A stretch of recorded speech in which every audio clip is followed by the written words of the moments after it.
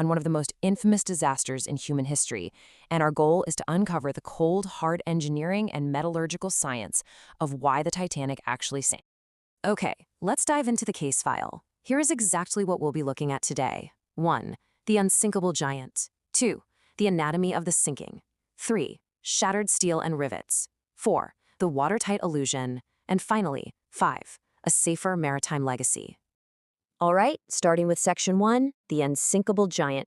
We really need to talk about the sheer scale of this doomed engineering marvel. Look, the scale of this ship is something that's honestly hard to fully wrap your head around, even today. Built by Harland and Wolff over in Belfast for the White Star Line, the Titanic wasn't just a ship. It was the absolute pinnacle of turn-of-the-century technology. I mean, at the time of her construction, she was the largest moving object ever built by human hands. She was nearly 900 feet long. She stood an imposing 25 stories high, just towering ominously over everything, from the keel all the way up to the top of her massive funnels. And she weighed an unbelievable 46,000 tons. Now, that immense mass is incredibly important to keep in mind for later because basic physics dictates that an object of that size moving at speed possesses a terrifying amount of momentum. The builders were just so incredibly confident in their engineering, they actually estimated that even in a worst-case scenario, say, two massive ships colliding head-on at sea, the Titanic would stay afloat for 2 to 3 days. Think about that. 2 to 3 days would be more than enough time for nearby vessels to arrive and execute a full rescue. But, as we all know, the brutal reality of April 14th, 1912 proved this confidence tragically misplaced.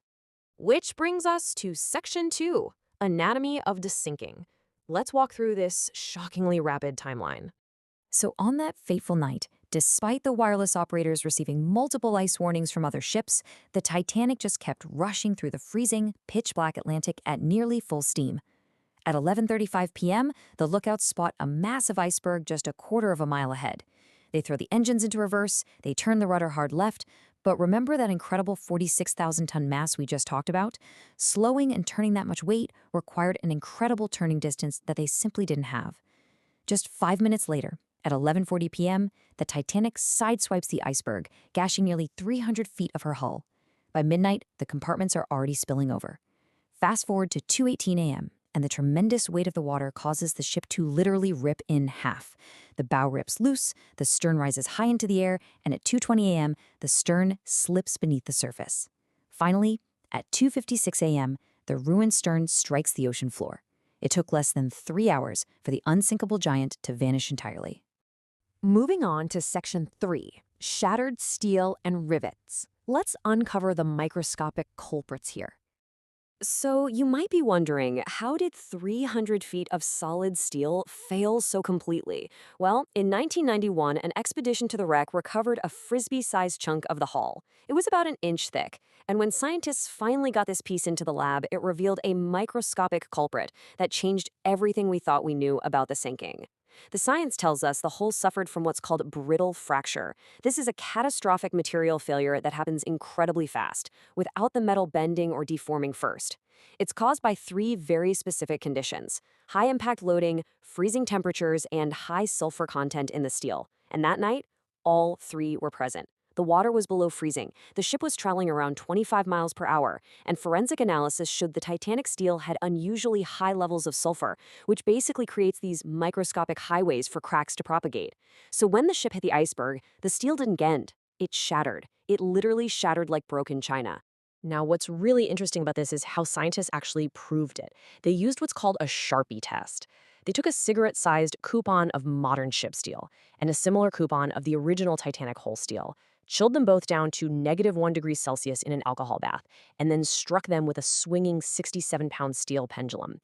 When the pendulum hit the modern steel, it halted with this dull thud, and the steel simply bent into a ductile V shape, exactly what it's supposed to do.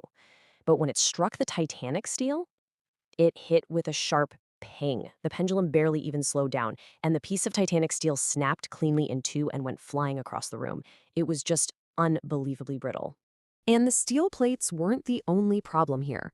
The wrought iron rivets fastening the entire ship together also suffered from that exact same brittle fracture. As the iceberg popped the initial rivets and water began rushing in, incredible inward forces were placed on those cracked hull plates. The rushing water acted like a giant lever on the plates, transferring massive stress to the surrounding rivets. And because the freezing water had made them entirely brittle, these rivets didn't bend under the pressure either. They just snapped in two or their heads popped right off. This effectively unzipped the caulked seams of the ship, letting in exponentially more water. Which brings us to Section 4, the watertight illusion, why the compartments failed. Now, even with the cracked steel and unzipped seams, the ship did have safety measures in place. The lower section of the Titanic was divided into 16 major compartments that were famously touted as watertight. But this turned out to be a fatal architectural illusion. Here is the cascading engineering failure. Step 1. The 300-foot gash flooded the first 6 compartments in the bow. Step 2, as millions of gallons of water filled the front of the ship, the sheer weight caused the bow to pitch forward and pull down into the ocean. Step 3, the fatal flaw is revealed. The compartments were only watertight horizontally. The walls separating them, called transverse bulkheads, only extended a few feet above the waterline, and they didn't have roofs. So step 4, as the ship pitched forward, the water literally spilled over the top of the walls into the next undamaged compartments. It was exactly like an ice cube tray filling up and overflowing from one section to the next. This engineering oversight leads to one of the most stunning and frankly heartbreaking scientific conclusions of the entire disaster. Researchers estimate that if there had been no compartments at all, the Titanic would have remained afloat for another 6 hours. Yeah, let that sink in. By trapping the water in the front of the ship, the compartments forced the Titanic to pitch down and sink rapidly. If the water had been allowed to flow evenly throughout the bottom of the hull, the ship would have settled lower in the water for sure, but it would have remained horizontal. That extra 6 hours would have been enough time for every single person on board to be rescued.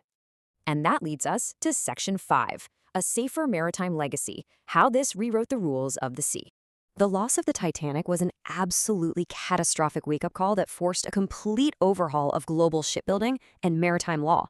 The tragedy was so profound that governments around the world came together to ensure this could never happen again, culminating in the 1948 Convention on Safety of Life at Sea. First up, wireless radios became mandatory for ships over 1,600 tons, so they could always call for help in an emergency. Second, minimum lifeboat capacity was strictly enforced to accommodate 100% of the passengers and crew. You see, the Titanic actually had deck space for twice as many lifeboats as she carried, but they were removed before the voyage just to make the deck look more aesthetically pleasing. Literally never again.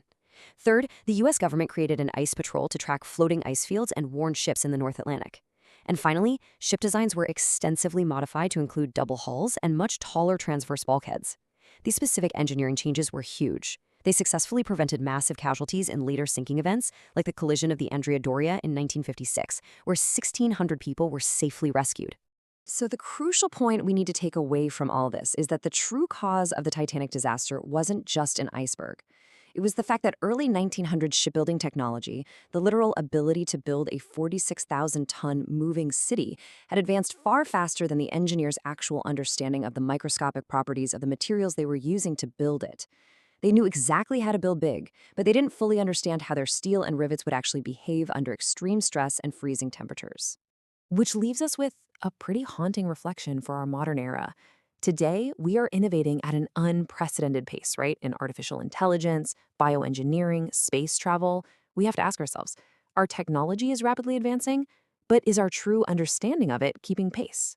The forensic postmortem of the Titanic is a permanent reminder that whenever human ambition outruns our scientific understanding, the consequences can be disastrous.